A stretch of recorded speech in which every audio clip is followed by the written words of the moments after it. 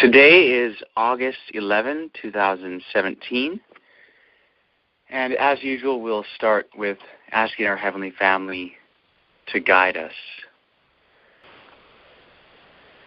Heavenly Family, thank you so much for this wonderful day. Thank you for the principles of truth. Please help us to understand what we are about to study. Remind us of the various principles involved. Guide us to move our way of thinking into the train of thought or the line of reason and of honest investigation, and help us to rightly judge the topic. Thank you so much. Guide us, help us to be full of love for each other and to be an example of truth and love to the whole world. Thank you. We ask this b'shem tzemach, in the name of Branch. Amen. Amen. Okay, so we'll be continuing our investigation of the community rule tonight, and I'll give a bit of a recap concerning the community rule. And we'll follow our same basic pattern that we've been following for many of these community rule studies. That is, talking first about what the community rule is and why it's important and the principles involved in our investigation of it, and then comments and questions on the community rule, even if they are broadly related rather than narrowly related. And then we will continue on studying the text. So first, the community rule, as most, if not all, on the call are aware, is a document that was found among the Dead Sea Scrolls. It was written in Hebrew by a Jew or Jews in the 2nd century before the Common Era, and it represents the beliefs and practices of a group of Jews which ended up having their headquarters on the northwestern shore of the Dead Sea at a place called Qumran. And the Dead Sea Scrolls were found in 12 or more caves surrounding that settlement.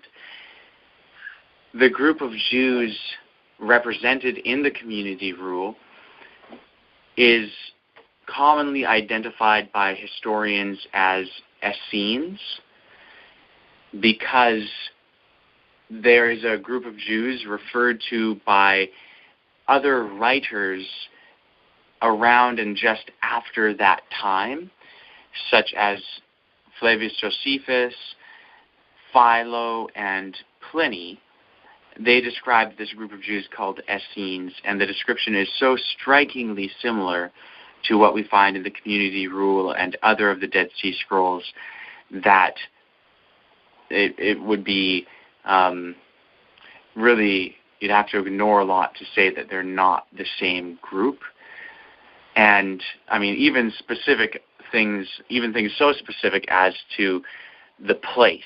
You know, Pliny refers to the Essenes having their headquarters on the northwestern shore of the Dead Sea, and I think even says a little ways north of En-Gedi, and that's exactly where Qumran is. And so there's a lot of evidence to say that the group of Jews represented in the community rule and in others of the Dead Sea Scrolls is actually this group called Essenes.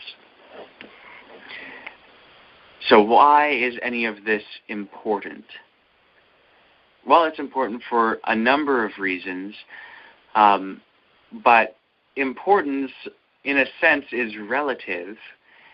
And so someone, if they're uninterested in anything related to a certain subject, might not consider it very important, whereas if people are interested in a certain subject, things related to it will seem important to them. So anyone interested in the Essenes, or in that particular Jewish group, or Jewish groups in general, from the 2nd century BC to the 1st century AD, should, of course, be interested in the community rule. However, if you put it like that, I mean, how many people are you going to meet on the street who are going to say, yeah, I'm interested in Jewish groups from the 2nd century BCE to the 1st century of the Common Era? I mean, probably not that many people.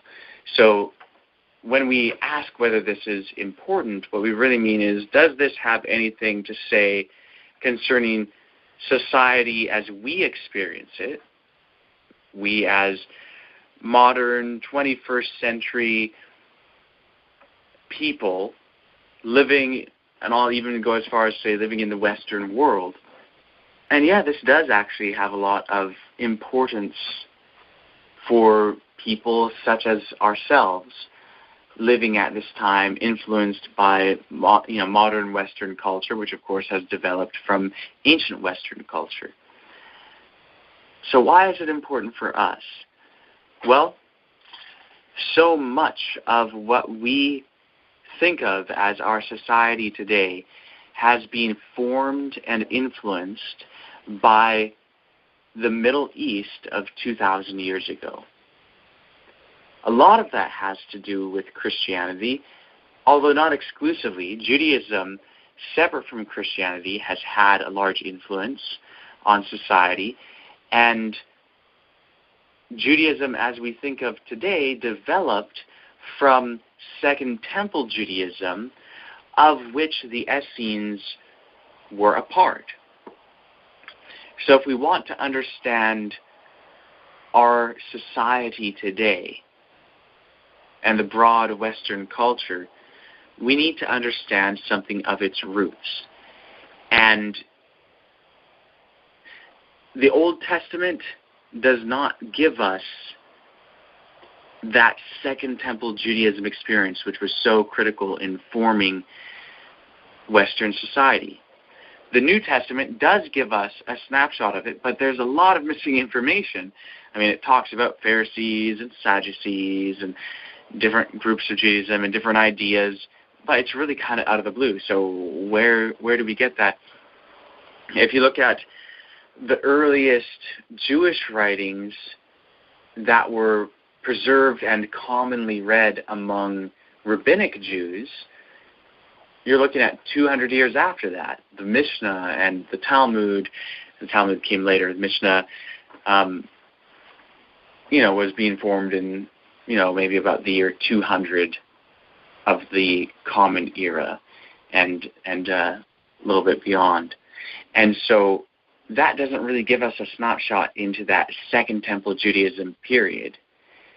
And then we do have some other writings like First Maccabees and Second Maccabees and other writings from that period preserved in the Apocrypha and in the Pseudepigrapha, though a lot of it, the copies that we have, come from much later.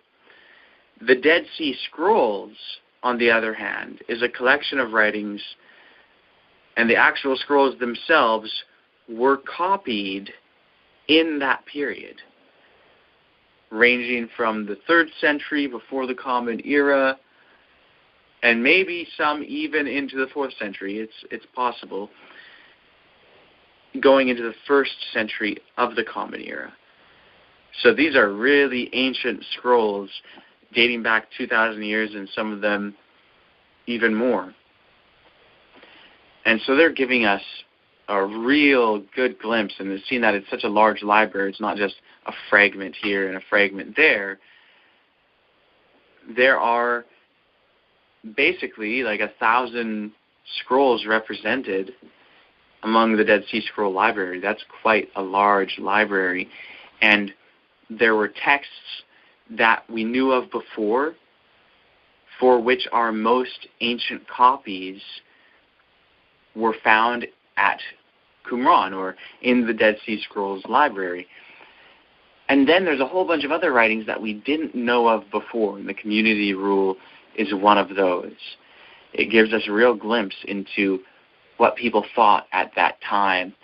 And even some of the ideas that we find in the New Testament that really influenced our society were found in the Dead Sea Scrolls, predating the New Testament. So this is pretty important stuff just in terms of the history of ideas. And there's just that level of importance of the Dead Sea Scrolls and how they relate to modern Western society. But also, they very much so inform our understanding of Judaism in the time of Jesus and before, and they actually inform our understanding of Jesus himself and the movement which he began.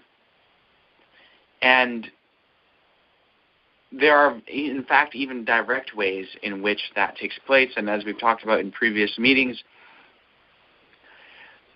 the founding prophet of the Dead Sea Scrolls sect was an individual known in the Dead Sea Scrolls as the teacher of righteousness.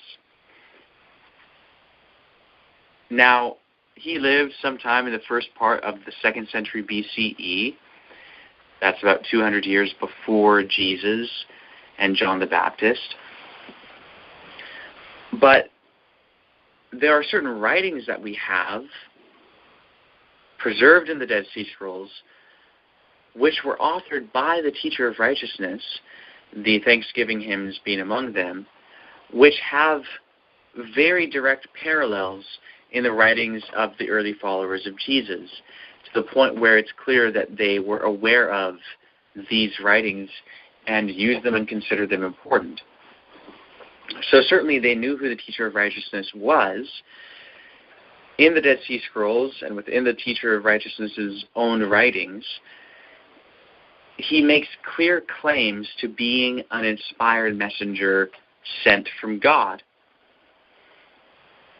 So the question to ask, or one of the many questions to ask, but one that is certainly important to ask, which is often and too often not asked, is,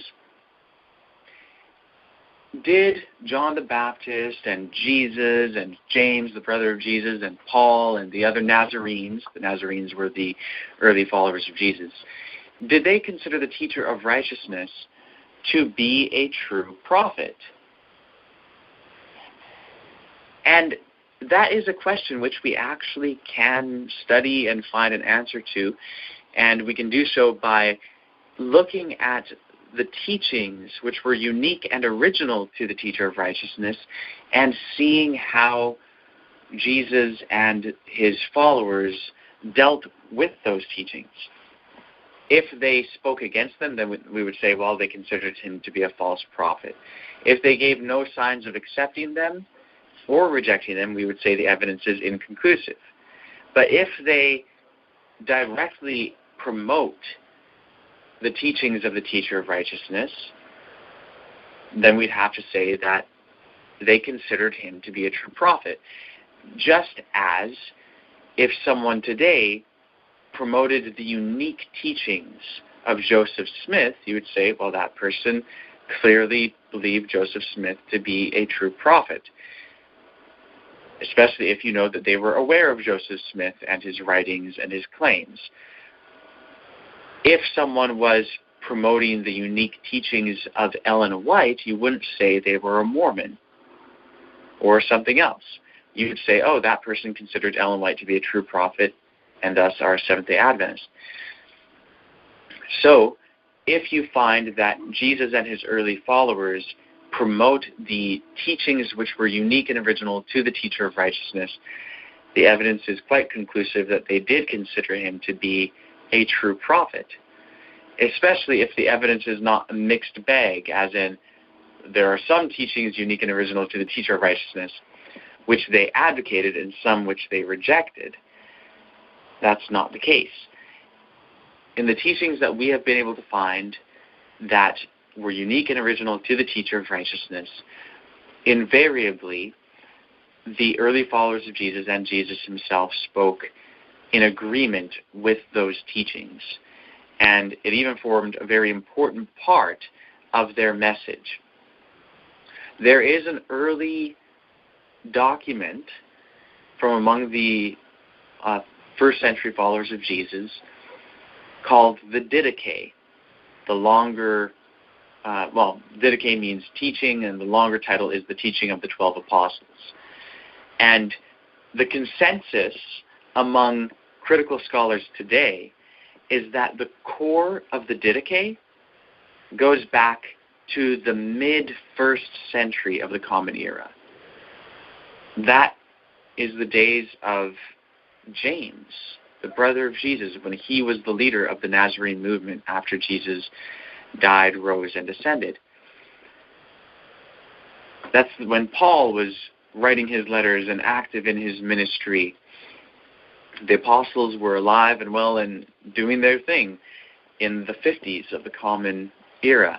And so if the first part of the Didache goes back to the mid-1st century, well, then that's giving us a lot of very important information.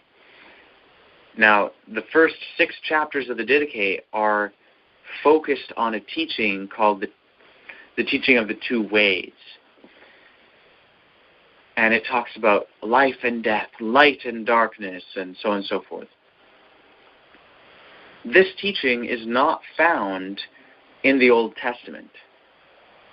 It's not found clearly in the Apocrypha or in the Pseudepigrapha, with one exception, and that is in the Testament of Asher, among the Testaments of the 12 Patriarchs. But that may have come after the Teacher of Righteousness, most likely did come after the Teacher of Righteousness. Some even think it came after Jesus. So that's all something to be investigated. But the clear origin of this paradigm, of this teaching, of the 2 ways, otherwise known as the teaching of the 2 spirits, or the 2 paths, goes back to the Teacher of Righteousness and is clearly exemplified in the text which is our current point of focus, the community rule. And so we have read and studied together the teaching of the 2 spirits and the community rule, and we've read the Didache, and we've read the Epistle of Barnabas, at least the passage which has the teaching of the 2 ways, and passages in Paul and sayings of Jesus and so on, where this teaching is quite clearly advocated. Well, that was one of the central teachings of the Teacher of Righteousness, and it is one of the central teachings of the early Jesus movement. So that's just one example, but there are others, such as the Holy Spirit and justification by faith, and different things about the heavenly temple, and unique phrases such as sons of light, sons of darkness, and even the organizational structure of the early followers of Jesus is taken from the Essene movement, and we know that organizational structure was in place in the days of the Teacher of Righteousness because he talks about it in the Thanksgiving hymns. So there's a whole lot of different elements of the Nazarene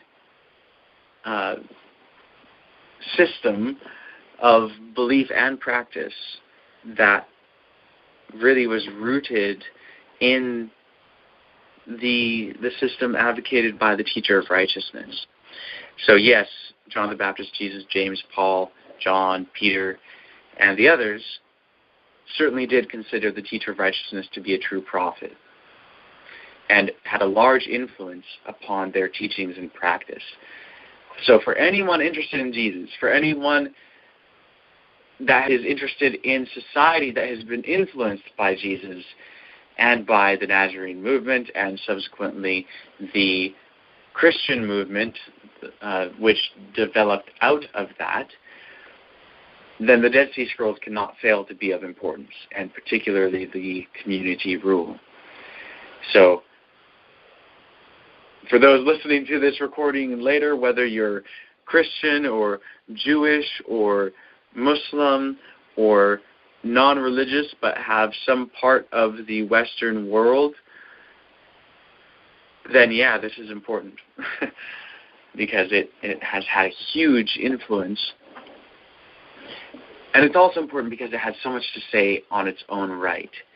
It addresses issues of ethics, morality. It addresses the nature of truth. It addresses, models of society. Really, it puts forward a particular model.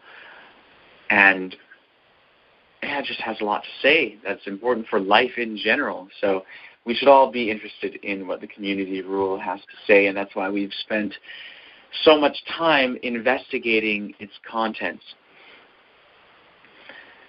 And the way in which we are investigating it is really to find out whether it has value for us today, and we can say already that it does. But we want to know, since it clearly contains the teachings of this individual, the teacher of righteousness, and since these teachings are quite profound, we want to know, was it written by the teacher of righteousness? Is it a product of divine inspiration? Does it even claim to be? If so, we want to absolutely carry it out in our own experience and thus bring an end to selfishness in this world by promoting the principles of truth, because that's what the community rule advocates. And we want to be a community of truth and righteousness and love and humility, and we want to bring about the final wiping away of sin, again, by the promotion of truth. That's what the community rule has as its primary objective, and that's our primary objective, independent of the community rule. So perhaps it has some things for us in terms of how-tos. And if it is a product of inspiration, then it absolutely does have how-tos that we should follow, because it offers how-tos in a sense. And by that I mean it gives specific instructions on how to go about doing certain things. And so that's really important for us to take into consideration.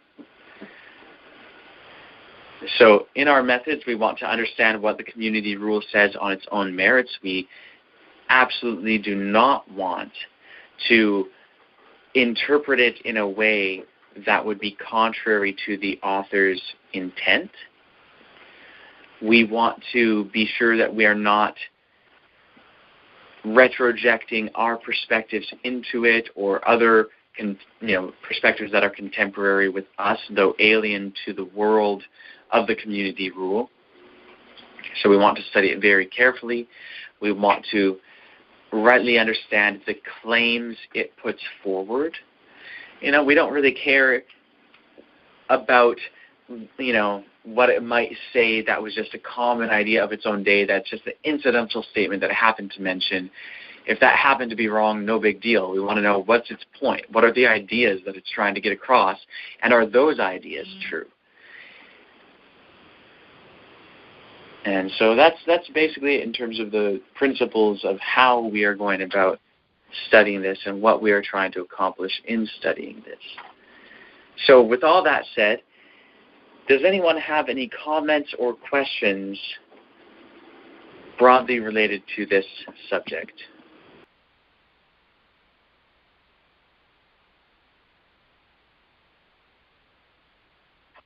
Okay, there do not seem to be comments or questions.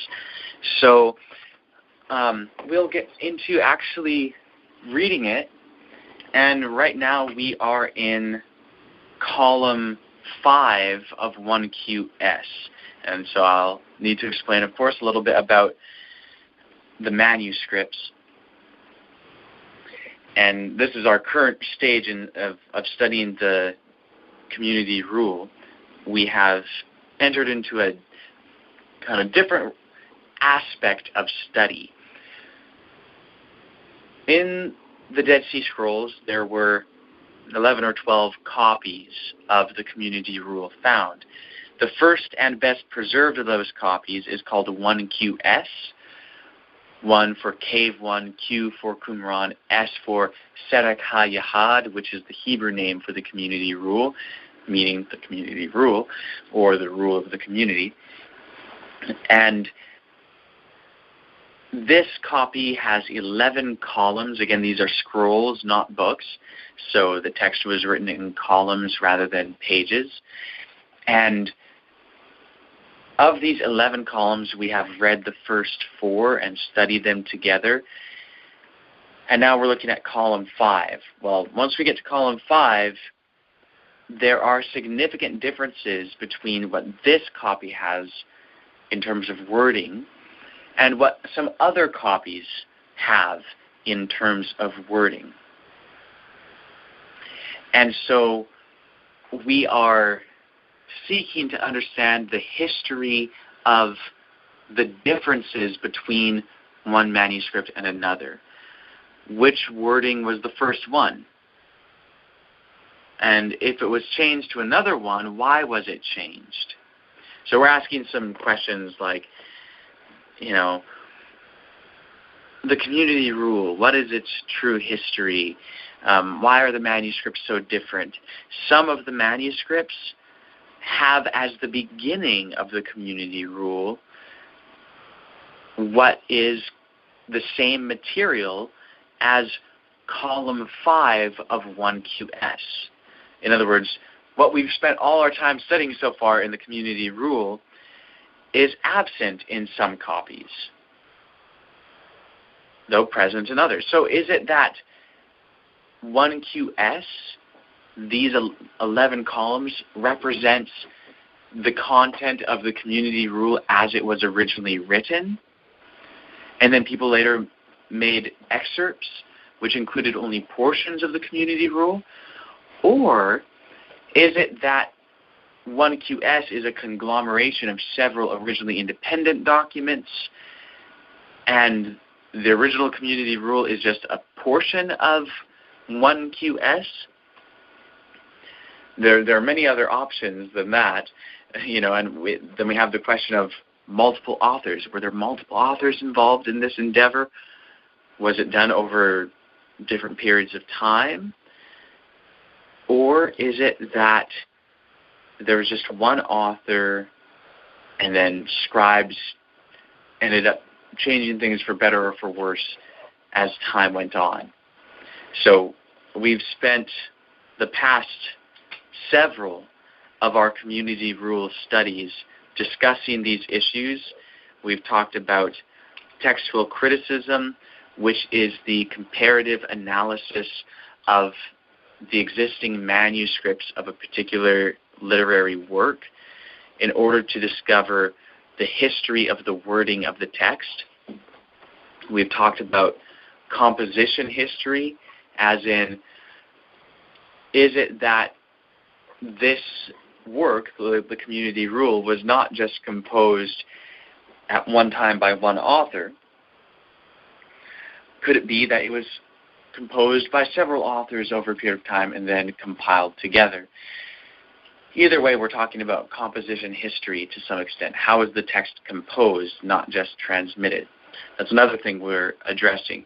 We've talked about paleography, which is the study of the characters, like the actual letters of the Hebrew of the community rule in its various manuscripts in order to determine the date of the various manuscripts, which may well help us to understand the history of the text, both in terms of its composition and its transmission. So these are kind of more technical issues that we're having to deal with at this phase in our study of the community rule. But by no means is it too technical for us to investigate. It is, in fact, very important. And in last weekend's studies, we talked about the importance of textual criticism to some extent, and how anyone interested in ancient texts has to have that as somewhat of an element of their study, whether they really get into the nitty-gritty of it themselves, or if they care to have an accurate representation of what the ancient authors wrote, they should at least get some sort of critical edition of the text. And so, we'd recommend people to get translations of the Bible, for example, that include notes informing you of different readings in the manuscripts, rather than just one copy that doesn't even explain which manuscripts it's translating from, perhaps.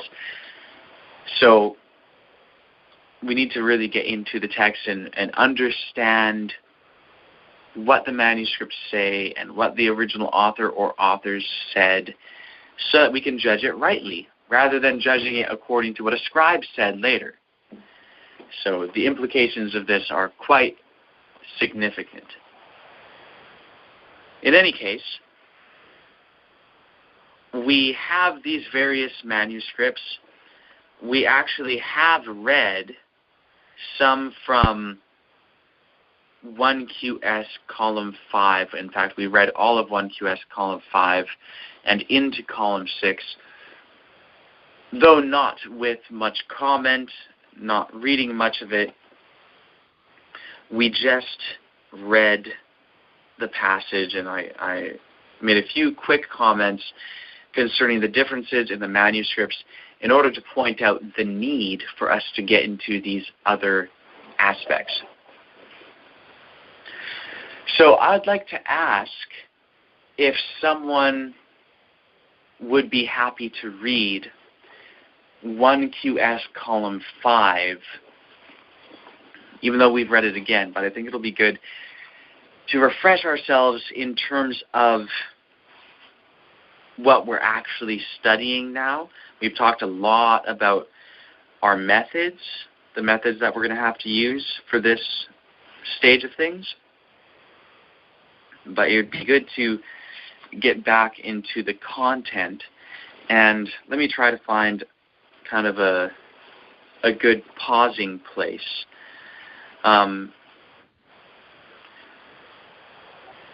Perhaps someone could read 1QS column 5, line 1.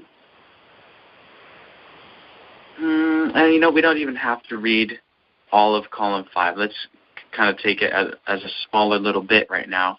And what I'm wanting to do is read some from this, and then we will read some of the other manuscripts, translations of the other manuscripts from Cave 4, to get an idea. So we'll read this, see what it has to say in this manuscript, and then read another, see what it has to say on its own, and do that for a little bit.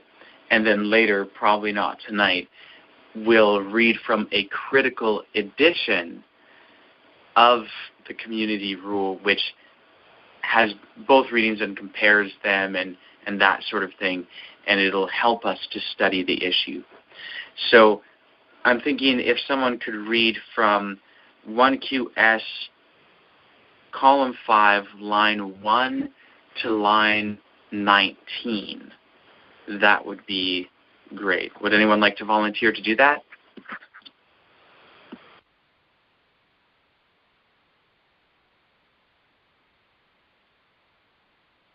I will if no one else wants to. Okay, well, since no one else has volunteered, I'd be happy for you to read it. All right. And this is the rule for the men of the community who have freely pledged themselves to be converted from all evil and to cling to all his commandments according to his will. They shall separate from the congregation of the men of falsehood and shall unite with respect to the law and possessions under the authority of the sons of Zadok, the priests who keep the covenant, and of the multitude of the men of the community who hold fast to the covenant. Every decision concerning doctrine, property, and justice shall be determined by them. They shall practice truth and humility in common, and justice and uprightness and charity and modesty in all their ways. No man shall walk in the stubbornness of his heart, so that he strays after his heart and eyes and evil inclination. But he shall circumcise in the community the foreskin of evil inclination and of stiffness of neck, that they may lay a foundation of truth for Israel, for the community of the everlasting covenant. They shall atone for all those in Aaron who have freely pledged themselves to the house of truth, and for those who join them to live in community and to take part in the trial and judgment and condemnation of all those who transgress the precepts. On joining the community, this shall be their code of behavior with respect to all these precepts. Whoever approaches the council of the community shall enter the covenant of God in the presence of all who have freely pledged themselves. He shall undertake by a binding oath to return with all his heart and soul to every commandment of the law of Moses, in accordance with all that has been revealed of it to the sons of Zadok, the keepers of the covenant and seekers of his will, and to the multitude of the men of their covenant, who together have freely pledged themselves to his truth and to walking in the way of his delight. And he shall undertake by the covenant to separate from all the men of falsehood who walk in the way of wickedness.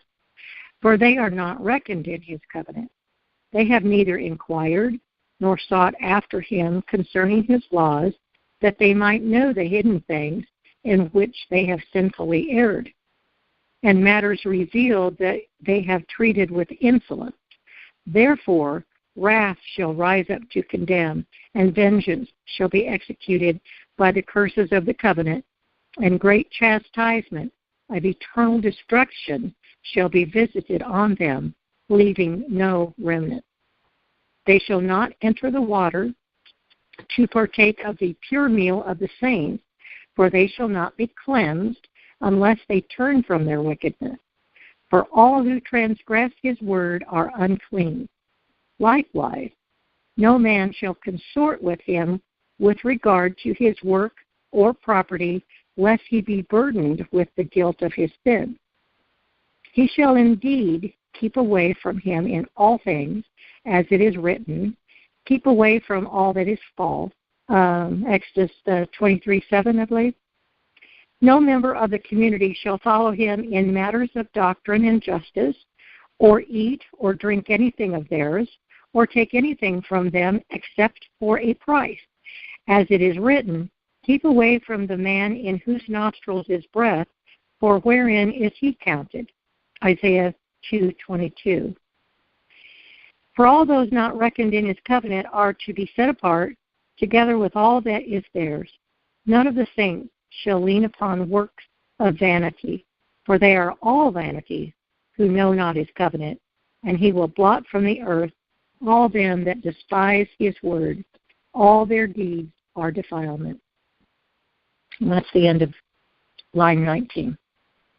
Okay, interesting. All their deeds are defilement. Mine says all their deeds are defilement before him, and all their property unclean.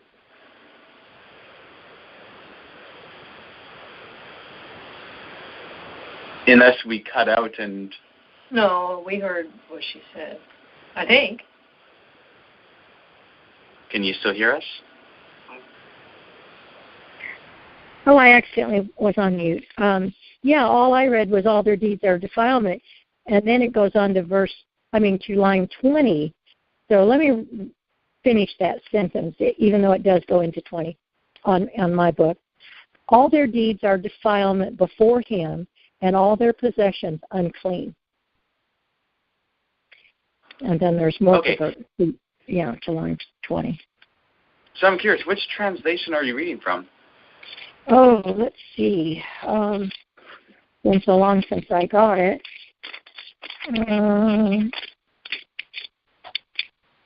One Rebecca printed off for me quite some time ago. Well, this is Vermes, the Community Rule translated by G. Vermes 1QS. I don't know. Doesn't really tell me anything else besides that, Trent. Okay, sure. Yeah, because it's interesting that it gives you the specific lines. So anyway, that's good. Yeah, thank you for reading that. Did you see the where it says 20 and then it breaks to 21? The sentences don't end before the next line begins. So if there's anything else that you wanted me to read there, I mean, no, that's good. You have now read to the point that I was hoping that you would. Okay. Yeah, it's just the translation that we have only notes every 5 lines, and so, I figured there was a possibility that part of line, 19, or basically part of the sentence that is there at the end of line 19 would continue on to line 20, but I didn't think that you'd have anything letting you know one way or the other where line 19 ends and 20 begins. So 20 was just the generalization to say up to that point. Yeah, so, but that's good. It's actually quite useful that you have each line notated. Well, it shows like the numbers, like line 20, there's actually 1, 2, 3, 4, and then it goes into 21. So is that what you're talking about? In the scroll, the entire, looks like a paragraph, let's just say paragraph, 20 was really just one line in the scroll. Is that how it was actually written to begin with? Yeah, basically, yeah, each line, like when it says 1, 2, 3, 4, in the actual scroll, that was a particular line of text. So it's not like sentences, it's not like verses or anything like that. It's just a line as it was written in the scroll. And so they've actually notated in the translation that you have the specific lines. And what Trent's trying to get across is that in our book, we don't have every line marked. The version that we have only tells us every 5th line. So all we see is 20, and then we see 25, and then we see 30, and then we see 35.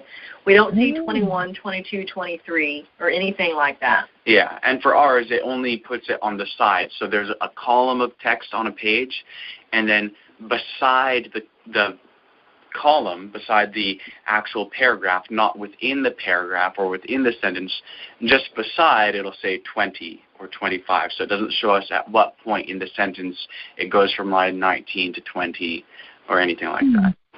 That must have been a big scroll to have all those words in one line. It must have been a long line. Not really. I mean, the Hebrew is more concise than English, but doesn't take as long.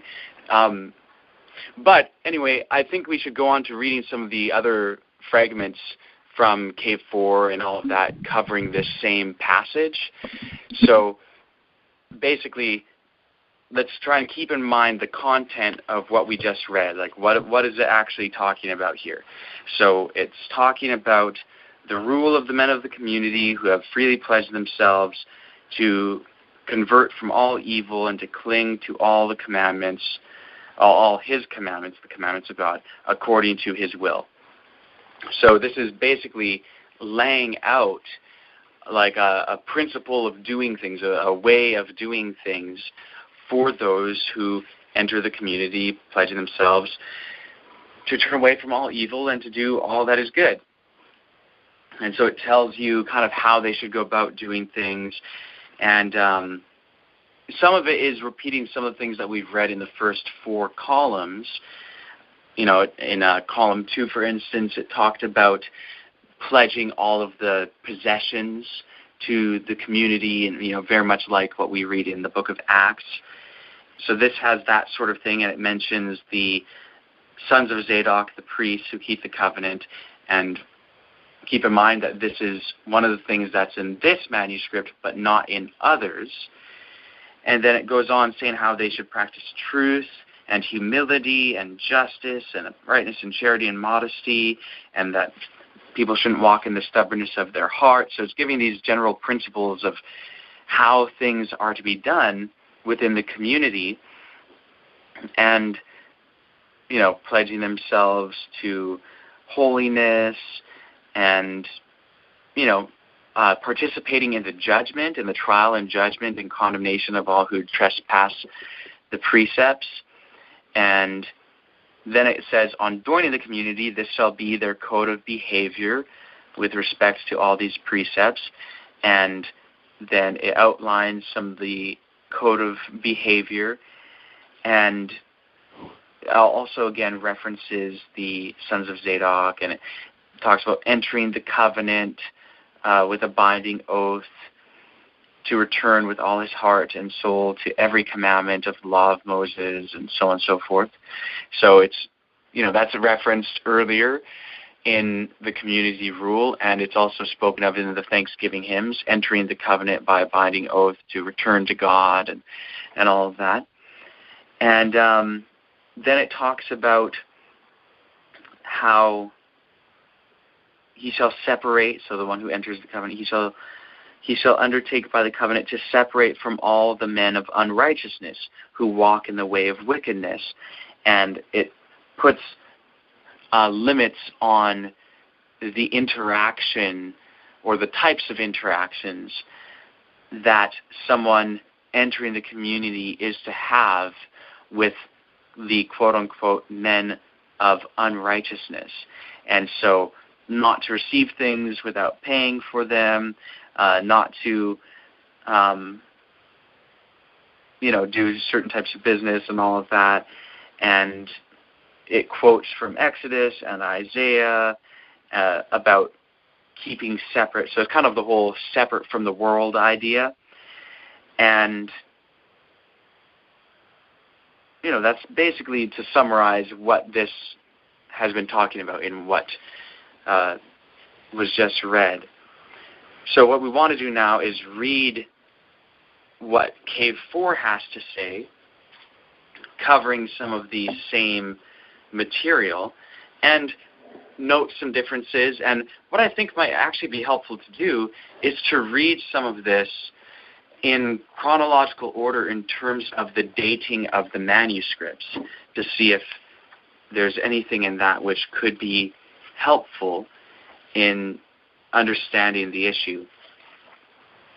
So in order to do this, I'll reference the handy paleographical dates and manuscripts appendix that's in the first volume of the Princeton Dead Sea Scrolls Project, critical edition of the Dead Sea Scrolls, which is Rule of the Community and Related Documents. And so this is on page 57. I know that most of you, if not all of you, don't have this book, but I'll reference it in case anyone listening to this later does. Some of you may get this book in the future as well, in which case you can look at this. Anyway, it's on page 57 of this book, this appendix of the paleographical dates for the manuscripts. So what I want to do is find the manuscripts which cover this same material. So I'm skimming through. There's 4QS, which is the K4 manuscripts of the community rule. Manuscript A does not overlap with material of 1QS column 5. It has things from 1QS column 1 and 1QS column 3. And manuscript B has material that overlaps 1QS column 1 in several places and column 2 in a couple places. And then in 1QS manuscript B fragment 5, there is a section which overlaps 1QS column 5 lines 1 to 20. And that's good. I wasn't actually thinking of that when we read lines 1 to 20 in 1QS. But this is material that has parallel with that. And I think that this is actually in Giza Vermes' or Geza Vermesh's translation of the Dead Sea Scrolls. If you take your book, whether you're looking at the PDF or if you have a printed edition of the complete Dead Sea Scrolls in English by Geza Vermesh, right after the translation of 1QS, he has a section that is called Community Rule Manuscripts from Cave 4. And the first one that he translates is actually this particular fragment, which is 4QS Manuscript B, Fragment 5, although he doesn't quite label it as such, but it's material that is parallel to 1QS column 5, lines 1 to 20. So would anyone like to read that section?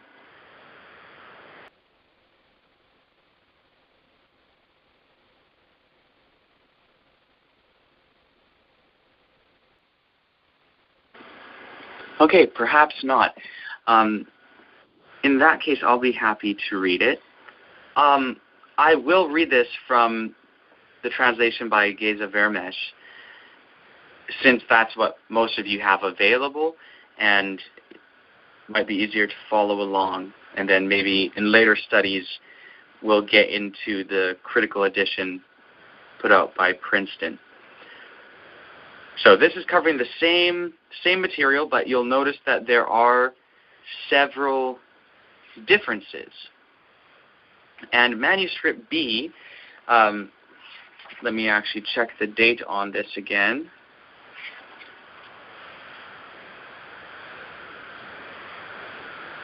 Okay. So manuscript B is actually from about the year 30 to 1 BCE. So this is later than what we just read. And actually, since that's the case, what I'm going to do is I'm going to look quickly first to see if there's something from another fragment of K4 that overlaps column 5, lines 1 to 20, or any portion of that. And so far, okay, there's manuscript D, which has the same material. And so actually, I wonder, Geza Vermesh's edition here, is he actually quoting from manuscript B or manuscript D? Because he does not say. So, would you mind? Sure, leave that right there, thanks. So manuscript D. This is also from 30 to 1 BCE. So that's interesting. Let me skim forward again and see if there's anything that might tell us. Okay, excellent. Teresa just was looking in Geza Vermesh's translation and found that he notes that it's manuscript D. As in David. Yes. And, okay. What is it you're trying to find right now? Any other material that overlaps 1QS column 5, lines 1 to 20. I'm noticing one here in manuscript G that is actually from column 5, but it's lines 22 to 24. And that's also dated later than 1QS. It's from 50 to 1 BC. And let's see. Okay, so that's it. It's manuscript B, fragment 5, and manuscript D, again as in David, fragment 1. These are the two places from Cave 4 that contain material that matches, or that's parallel to 1QS column 5, lines 1 to 20. So I think that actually what I'm going to do, since there are two places like this, and they may differ from each other to some degree as well, is we're going to read both of them. 1QS, column 5, lines 1 to 20, or the parallel material in manuscript B of 4QS and in manuscript D. So maybe we'll do manuscript D first, since that's the one that is translated in Geza Vermes's translation. And I wouldn't be surprised if he incorporates some things from manuscript B as well. But it goes up to a certain point. Okay, right up to there. Yep, up to here. Yeah. Would you actually like to read that then, Teresa? So you want me to read from here to here? Yeah. Sure. And then I'll read the manuscript B, fragment 5 of this. Teaching for the master concerning the men of the law, or the master who is the superior of the men of the law, who have freely pledged themselves to convert from all evil and hold fast to all that he has commanded. And they shall separate from the congregation of the men of injustice, and shall unite with respect to doctrine and property, and they shall be under the authority of the congregation concerning all matters of doctrine and property. They shall practice humility and righteousness and justice and loving kindness and modesty in all their ways. And no man shall walk in the stubbornness of his heart so as to stray. He is rather to lay a foundation of truth for Israel, for the community, for all those who have freely pledged themselves to holiness in Aaron, and to a house of truth in Israel, and for those who joined them for a community. Whoever enters the council of the community shall undertake by binding oath to return to the law of Moses with all his heart and soul, to all that has been revealed from the law. And whoever enters the council of the men of the community shall separate from all the men of injustice. ... He shall not touch the purity of the men of holiness, and shall not eat with them in community. And no one of the men of the community shall follow their decision in any doctrine and judgment. And ... of work. No one from the men of holiness shall eat ... And they shall not lean upon works of vanity, for they are all vanity who do not know his covenant, and all who despise his word he will blot them out from the world. All their deeds are defilement before him, and all their property unclean... Gentiles, ? And they pronounce oaths and execrations and vows. But when a man enters the covenant according to all these precepts, that he may be joined to the holy congregation, they shall examine their spirit in community and among themselves concerning their understanding. Okay, so that's all that's preserved in manuscript D. And toward the end, there was a fair amount that was a restoration, so not sure certainly if that's what it says. Exactly. Okay, so, and in looking at this section,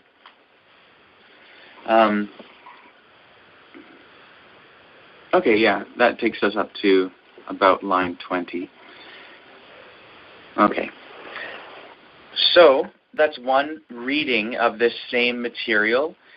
And again, this is found in Cave 4, 4QS manuscript D, fragment 1, which has been paleographically dated to between the year 30 and the year 1 BCE.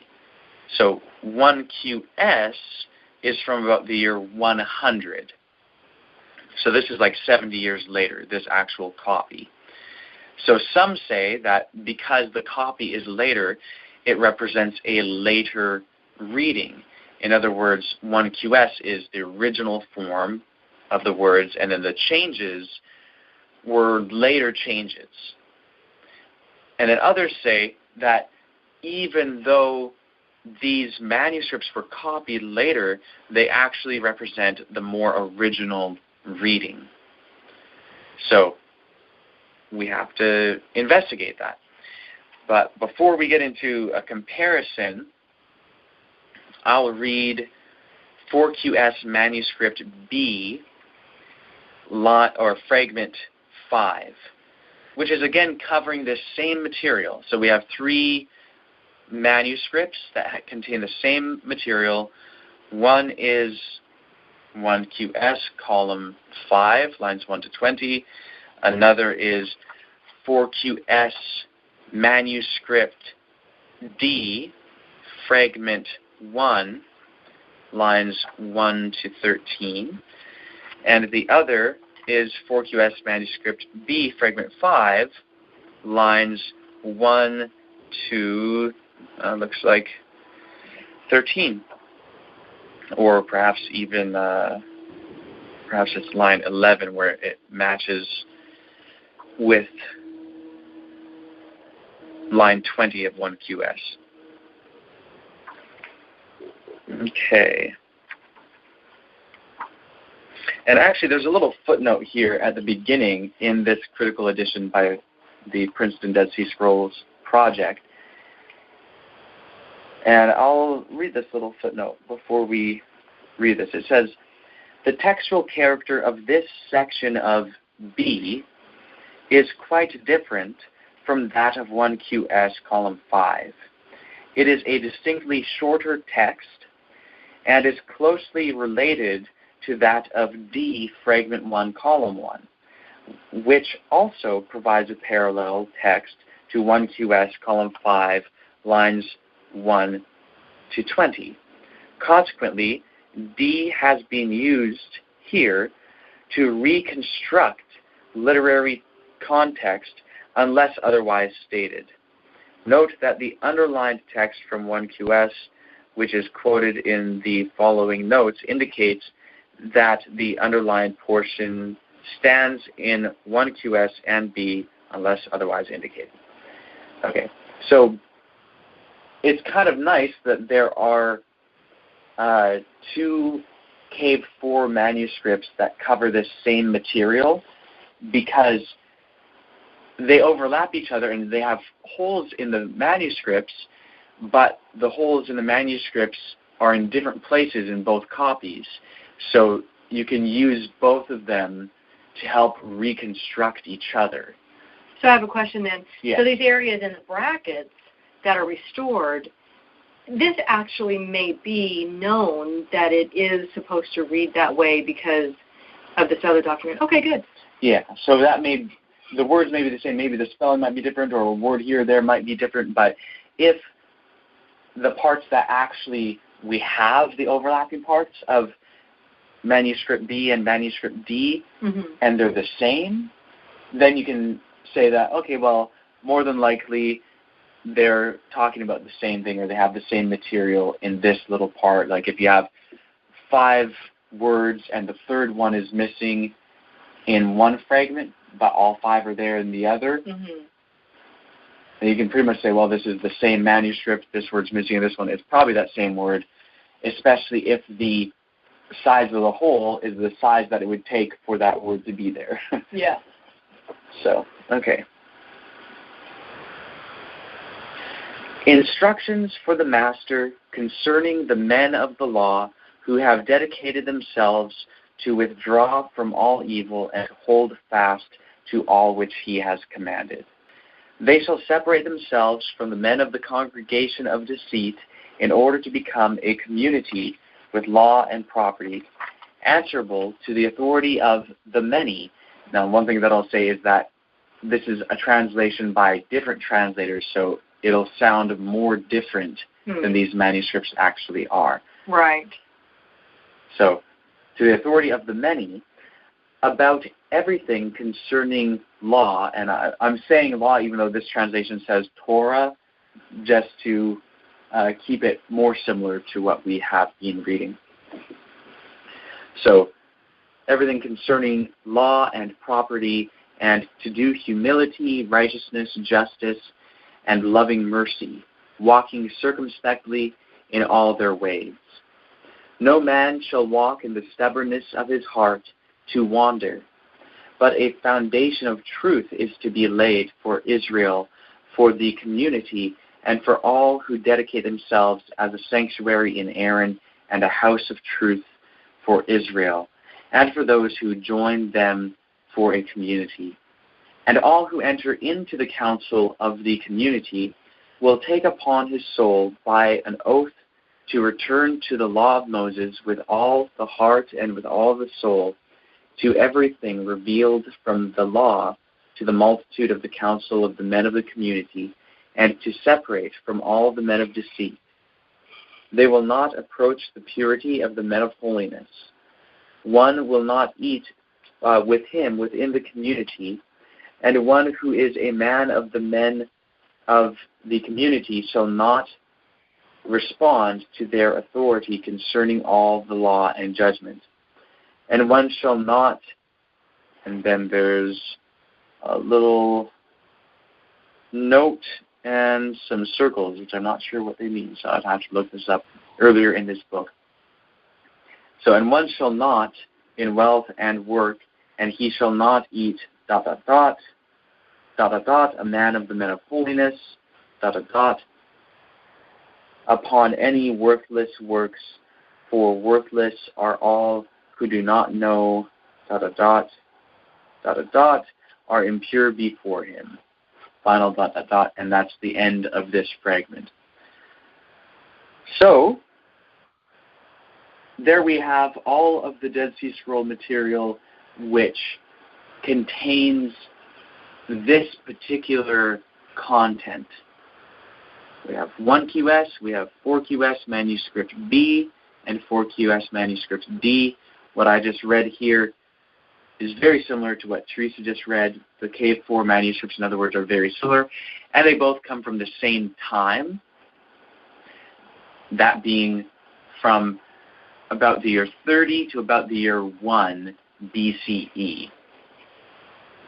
So now that we have this first portion of this section kind of read in all of its witnesses, what we can do tomorrow night is to start comparing them. So if it seemed complicated before, where we had, oh man, we have like 12 copies of the community rule, and we have all these dates for these different manuscripts, how are we going to piece this all together? Well, this is doable, right? We just have 3 manuscripts covering this section, and so all we have to do now is read them little bit by little bit. So we just read each one on its own right now to get the idea, and then we can read them bit by bit to find out where they differ from each other. And with each difference, we can ask, well, which of these 2 readings is earlier or later? And we can develop hypotheses to test in order to check that out. So if we read a difference between 2 manuscripts, we can say, this one says this and the other says that. Well, why might a scribe change it from one to the other? Would this be an intentional change or an unintentional change? Is there a way to know that? And is there any reason why one might change it in one direction over another? And if it is just really unreasonable as to why someone might change it in one direction, but very reasonable as to why someone might change it in another, then that might indicate to us which manuscript contains the older readings. And this sometimes can be very difficult to do, and sometimes it can be very easy to do. For example, when you compare the differences between Matthew and Mark in the places where they have the same material, which is a lot of places, you find that Mark often gives less information, and it's more choppy, and it's even less clear, and the language is not as proper. Like it's kind of like awkwardly worded and things like that. And then in Matthew, that same passage, it's more eloquent and smoothed out and nicer and fuller. Well, if the author of Mark had Matthew in front of him and all he had to do was copy it, why wouldn't he leave it as nice and, beautifully phrased and everything as it is in Matthew and just copy that? Why would he make it more awkward and worded not as good and all of that? That wouldn't really make sense. What makes more sense is that the author of Matthew had the writing that we call Mark in front of him, and in copying sections of Mark, he improved upon its wording, made it less awkward, flowing better, and more smoothed out. That's very, very reasonable as to why a scribe would do that, or why an author would do that. And so that's the same sort of thing that we can do here. If we find something that's really awkward in one manuscript and not really that coherent and so on, and then in the other one it's a lot more smoothed out, well, perhaps the other one comes later. Then if you find other indications that the other one comes later, then that will give us a clue as to the history of the wording of the text, and then we'll be able to judge what the perhaps original author wrote. And seeing that one manuscript, like let's just say, for example, that 1QS represents the older reading, and that the K4 manuscripts represent the later reading. Well, there were actually, like 70 years or more between those two manuscripts, and so it would seem likely that the person who wrote the later ones was actually a different person. And so their change to the text may not be a change authorized by the original author, and thus we shouldn't judge the text according to that change. We should judge it according to its original form. So I'm not saying that is the case. I'm just saying hypothetically, if that is what it ends up being, then that would be a significant bit of information to know so that we can properly judge the text. And if it ends up being something different, it may be equally significant and important to know in order to properly judge the text.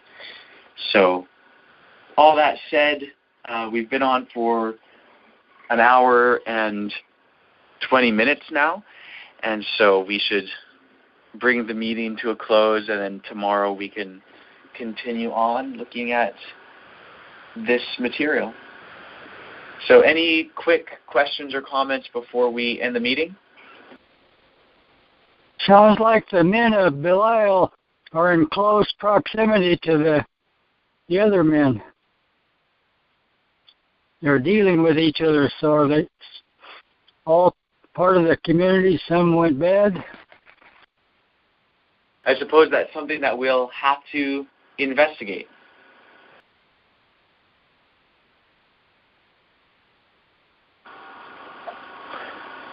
So I'm not hearing any other comments or questions. I don't have any comments. Okay. So would someone like to thank our Heavenly Family? I will. Heavenly Family, thank you for guiding our discussion tonight. Thank you for your many blessings.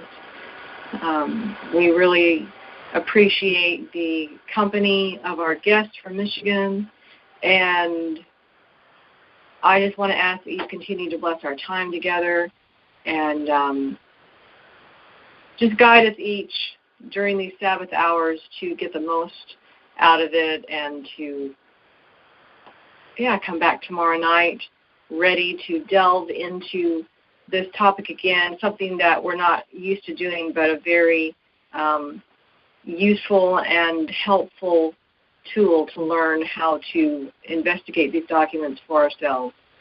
Heavenly Father, we thank you for wanting to educate us and not just leave us floundering around, not even knowing how to determine if something's true or not. So thank you very much. We thank you and ask all these things in the name of Branch. Amen. Amen. Amen. All right. Love you all. Lila Tov. Love the Tov.